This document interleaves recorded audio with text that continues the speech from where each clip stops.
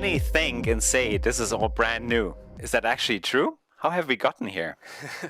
Um, well, it's important to remember that this is not the first hype about AI. The first hype was in the 50s when the idea was born that the computer might not only compute numbers, but that we could also process symbols.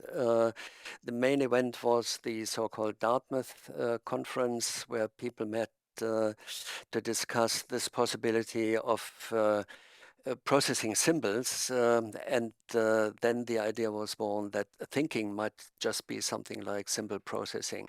Put it briefly, yeah, there is this assumption that there's no real difference between a brain that's computing symbols and a computer, in German Elektronengehirn, which also is computing symbols. So symbolic processing was thought to be something very essential about humans that could be also simulated by computers. Then the second hype cycle was in the 80s when we had new programming languages like Prolog or Lisp, possibly one or the other might remember these, that were used to do this symbolic processing then. And the main paradigm at that time, of course, was still very explicit symbolic representations, where you need to define the features that you want to extract or process in the application.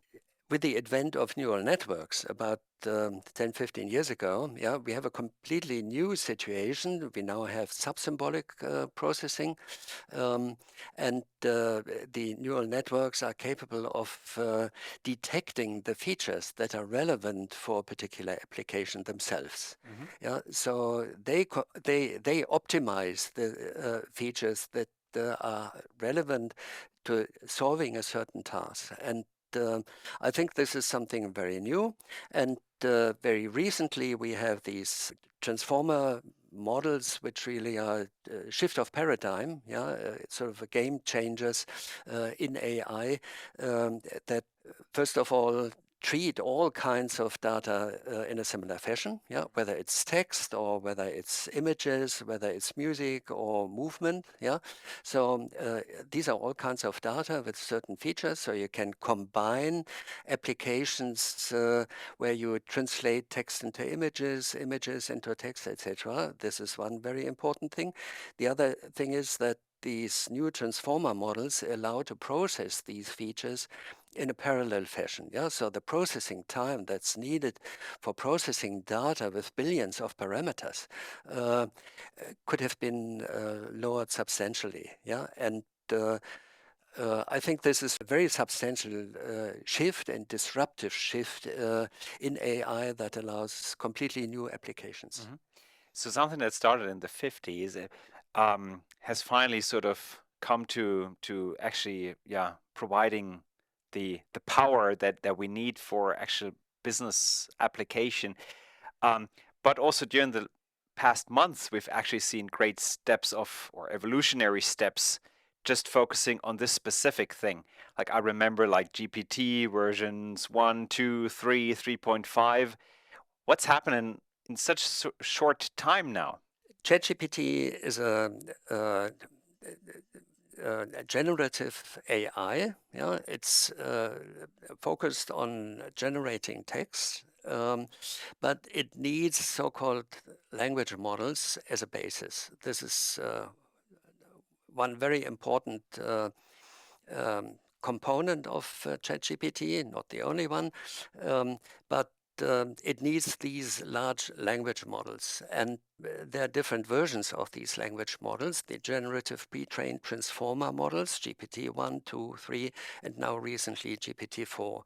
The other aspect that should not be forgotten for ChatGPT is that it not only generates the text on the pre-trained data, yeah, which is a certain limitation because it can only repeat what's in the data, but it is also been optimized by manually training or optimizing the data, the answers by human correctors using so-called reinforcement learning.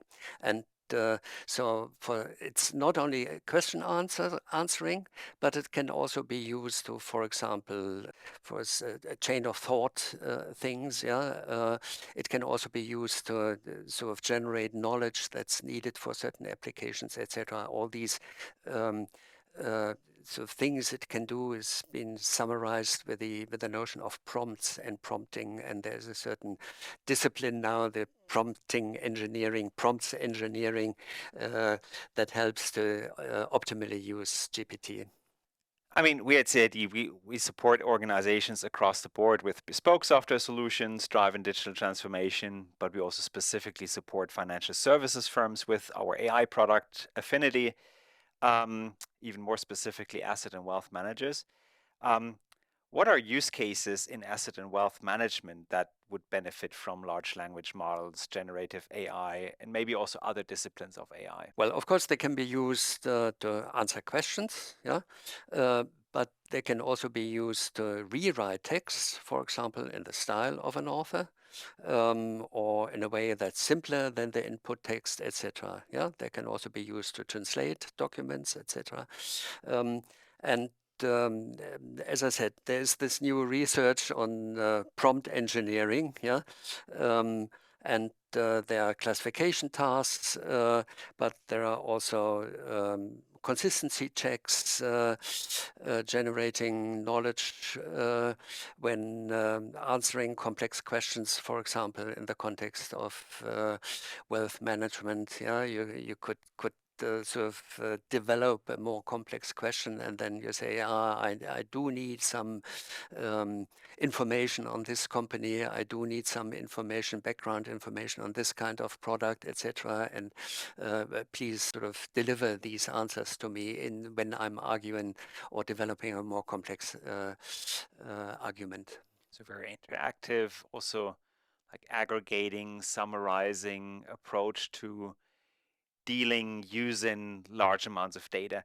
What are sort of overall opportunities and benefits now available to financial services firms? Well, I can only conjecture on this issue because I'm not an expert on this, but I think summarizing or translating available information from the internet might be very important.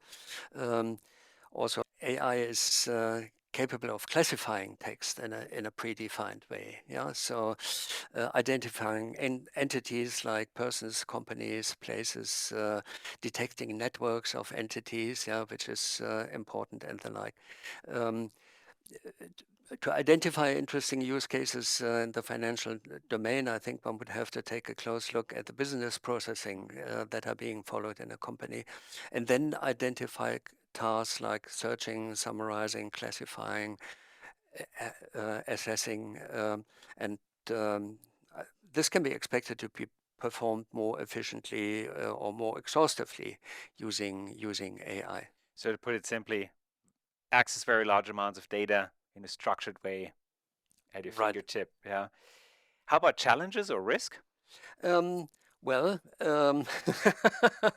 since the data comprises all kinds of textual contributions without checking consistency, validity of argument or veracity, if you just get these, you get these from the internet, because that's part of the language model that's being trained behind, unless you are using a company's own ground knowledge, But if you take these data from the internet, there always is the danger that the answers are inconsistent or simply false. That's been discussed a lot.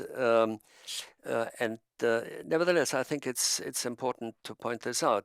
The foundational models, that's these large language models that are available today, they cover topics only in a very general way, without deeper domain knowledge.